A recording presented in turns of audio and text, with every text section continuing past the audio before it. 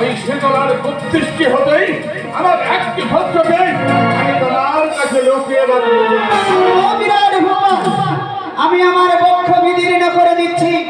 তুমি তোমার উত্তর নন্দনকে লুকায়িত করে রেখে অজয় কুমার দিয়ে তুমি নিজেও গৃহে ফিরে যাও।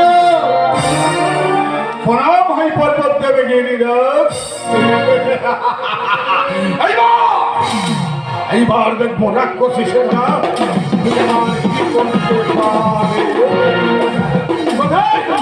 কোথায় বাবা উত্তর?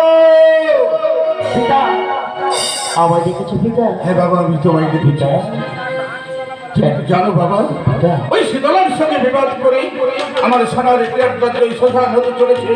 তাই শীতলার প্রতিষ্ঠি হয়ে তোমাকে কিছু দিনের জন্য লুকায়িত করে থাকতে হবে ওই পিতা। সময় ছেড়ে মাতাকে ছেড়ে কেমন করে থাকবো?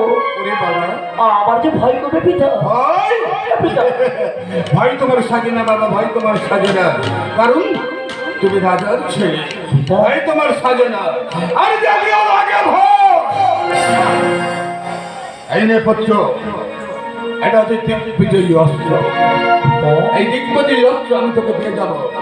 যখন তুই বিপদে পড়বি এই অস্ত্র হবে তোর তরবারি। দেখো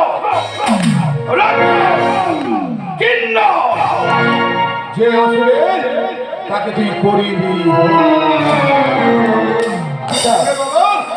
এই দিগ্বিজয়ী অস্ত্র, এই অস্ত্র কি করবো জানো পিতা? অস্ট্রেলিয়া তুই কি করবি রে বাবা? বাজারে তো পুত্র